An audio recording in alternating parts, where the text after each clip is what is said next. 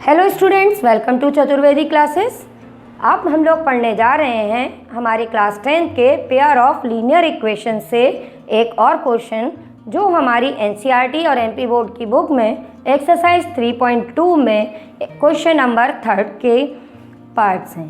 Question number 3 का 4th part अभी हम करने जा रहे हैं, जिसमें हमारे को क्या निकालना है उस क्वेश्चन को एक बार हम देख लेते हैं कि हमको a1/a2, b1/b2, c1/c2 फाइंड करने हैं और उसके बाद बताना है कि जो हमारी पेयर ऑफ लीनियर इक्वेशंस हैं वो कंसिस्टेंट है या इनकंसिस्टेंट। कंसिस्टेंट का मतलब आप लोग अच्छे से अब तक समझ गए होंगे कि वो इक्वेशंस जिनके हमको सॉल्यूशंस फाइंड हो जाते हैं, मीन्स यूनिक सॉल्यूशन हो या इनफाइनाइट सॉल्यूशंस हो। इसका मतलब पेयर ऑफ लाइंस के जो हम ग्राफ ड्रॉ करेंगे वो हमारी इंटरसेक्टिंग लाइंस होंगी या हमारी कोइंसिडेंट लाइंस होंगी, ठीक है। और इनकंसिस्टेंट के लिए पैरेलल लाइंस होंगी। तो हम यहाँ पर फटाफट अपनी कंडीशन देख लेते हैं कि किस तरह की आ रही है। उसके लिए हमको क्या निकालना है, a1 और a2 का रेशो, b1 और b2 का और c1 और c2 का।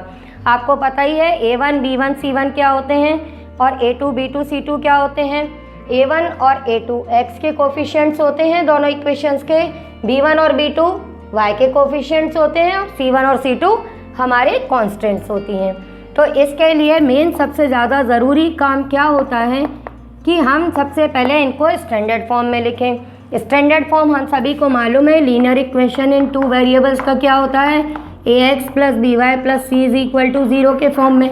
तो क्या ये हमारी इस फॉर्म में है? नहीं है। तो जब ये हमारी इस फॉर्म में नहीं है तो हम सबसे पहला काम क्या करेंगे, इनको इस स्टैंडर्ड फॉर्म में लिखेंगे। तो सबसे पहले हम अपनी फर्स्ट इक्वेशन को लिखेंगे, तो ये हो जाएगी 5x - 3y - 11 = 0। और ये हमने इक्वेशन 1 मार्क कर दी। फिर हमने सेकेंड इक्वेशन को भी लिखा, तो ये हो गई +6y + 22 = 0। ये मेरी सेकेंड इक्वेशन हो गई। अब हमको क्या करना है, इनको कंपेयर करना है।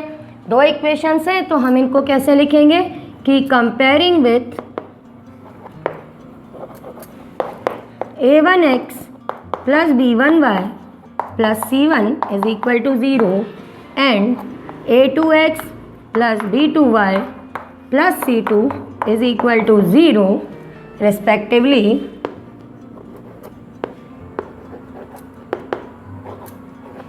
we get।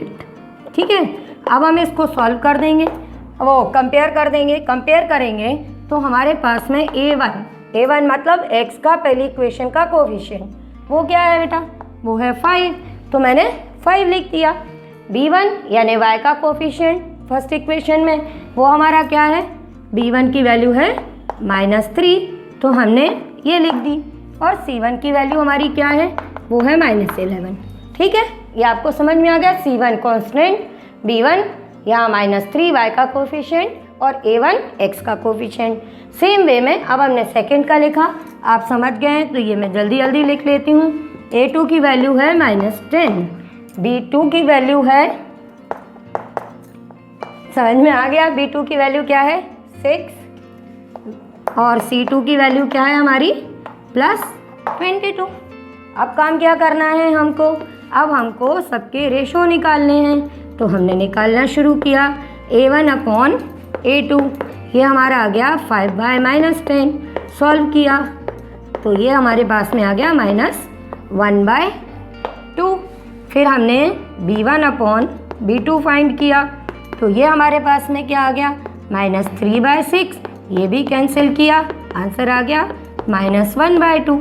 फिर हमने c1/c2 फाइंड किया, तो ये हमारे पास में है -11/22 और इनको भी कैंसिल कर दिया, आंसर आ गया -1/2।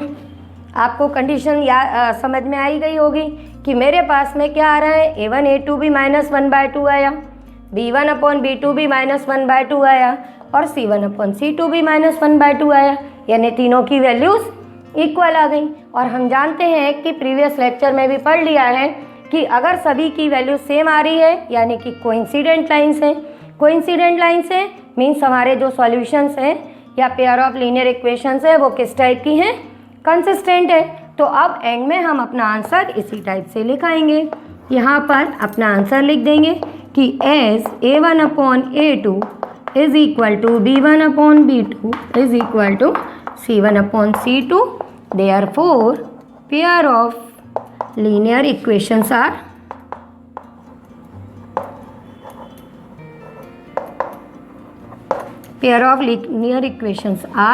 consistent. ओके, अब हम लोग इसी क्वेश्चन के 5th पार्ट को और डिस्कस कर लेते हैं। सबसे पहले हमने ये इक्वेशंस लिखी हुई हैं, तो हमने जैसा अभी पहले ही डिस्कस कर लिया है कि हम इनको सबसे पहले स्टैंडर्ड फॉर्म में लिखेंगे। इसके अलावा यहाँ पर आपके पास में ये एक कोफिशिएंट फ्रैक्शन में दिया हुआ है। अगर आपको फ्रैक्शन सॉल्व करने में दिक्कत आती है तो आप इसको एलसीएम लेके भी सॉल्व कर सकते हैं। मैं इसको डायरेक्ट सॉल्व करूँगी क्योंकि मैं एक प्रीवियस लेक्चर में इनको एलसीएम लेके सॉल्व करके भी दिखा चुकी हूँ और आपको ऐसे भी। तो अभी हम लोग इसको फ्रैक्शन में ही सॉल्व करेंगे। पहले सबसे इम्पॉर्टेंट चीज़ जो हमको नहीं भूलनी है, A1, B1, C1 जिस भी क्वेश्चन में फाइंड करें कि इनको स्टैंडर्ड फॉर्म में लिखना है। अगर आप ये भूल गए तो आपका क्वेश्चन गलत हो जाएगा। ठीक है, आप ये लिखेंगे, सेकंड इक्वेशन बनाएंगे, फिर उसके बाद में जैसा हम फर्स्ट पार्ट में देख ही चुके हैं उसके तरह से ही फिर लिख देंगे कि comparing with A1x plus B1y plus C1 is equal to 0 and A2x plus B2y plus C2 is equal to 0।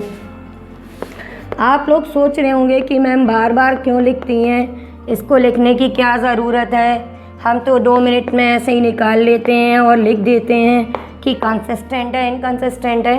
मैं बेटा इसलिए बार बार करती रहती हूँ जिससे तुम लोग को भी हैबिट रहे कि स्टेप्स कैसे लिखने हैं। एक दिन में हमारी प्रैक्टिस नहीं होती है। आप जब बार बार यही काम करोगे तो आप जब बोर्ड में अपना पेपर देने जाओगे तो आपको फॉर्मेट पूरा मालूम होगा। आपको कोई भी ये बता देगा कि कंसिस्टेंट है इनकंसिस्टेंट है, आप वो समझ जाओगे, लेकिन आपको अपना क्वेश्चन किस तरह अटेम्प्ट करना है वो मैं सारे स्टेप्स लिख के इसीलिए बार बार बता रही हूँ। तो ये लिख के फिर हम लिखेंगे वी गेट, फिर उसके बाद फर्स्ट इक्वेशन से A1 की वैल्यू निकालेंगे तो वो आएगी 4/3, B1 की वैल्यू निकालेंगे 2 और C1 की वैल्यू हमारी क्या आ जाएगी -8। ठीक है, 4/3, 2 -8 फर्स्ट इक्वेशन के को लिख दिए। फिर सेकंड के लिए हमने लिखा A2 की वैल्यू 2, B2 की वैल्यू 3 और C2 की वैल्यू आ गई हमारी -12। ठीक, अब हमारा काम क्या रहता है, हम सबको मालूम है। अब हमारा मेन काम इनका रेशो निकालना है। तो ये आ गया हमारा 4/3 डिवाइडेड बाय 2। अब इसको कैसे सॉल्व करेंगे, 4/3 और डिनोमिनेटर में 2 ऑलरेडी है तो मल्टीप्लाइड बाय 2 कर देंगे, इसको हम कैंसिल कर देंगे। तो ये हमारा क्या हो जाएगा, 2 2 ज़ा 4, आंसर आएगा 2/3। फिर आप निकालो B1 अपॉन B2। तो B1 अपॉन B2 के लिए ये आ गया आपका 2/3, ये तो सॉल्व हो ही नहीं रहा, इसको यहाँ पे छोड़ देंगे। फिर C1 अपॉन C2 ये आएगा -8 डिवाइडेड बाय -12, माइनस से माइनस कैंसिल किया तो ये आ गया आपका 4 2 ज़ा 8, 4 3 ज़ा 12, 2/3। तो ये हमने आंसर्स चेक किए, ये भी 2/3, ये भी 2/3, ये भी 2/3, यानी कि ये वाली जो हमारी कंडीशन आ रही है ये हमारी फोर्थ वाले के सिमिलर है। उसमें हम लोग देख ही चुके थे कि सारे रेशोज अगर इक्वल आ रहे हैं तो हमारे पास में सॉल्यूशन कैसा आएगा, कंसिस्टेंट, क्योंकि पेयर ऑफ लाइंस का जो ग्राफ ड्रॉ होगा वो कैसा होगा, कोइंसिडेंट।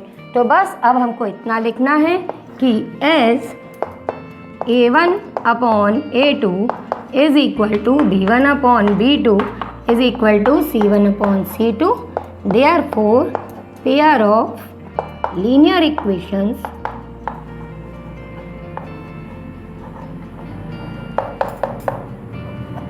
Are consistent. अब आपको सारी चीज़ें समझ में आ गई। अगर फिर भी कोई डाउट हो तो आप मेरे जो व्हाट्सएप नंबर हैं आप उन पर मुझे अपने डाउट बता दीजिए, मैं वो क्लियर कर दूँगी।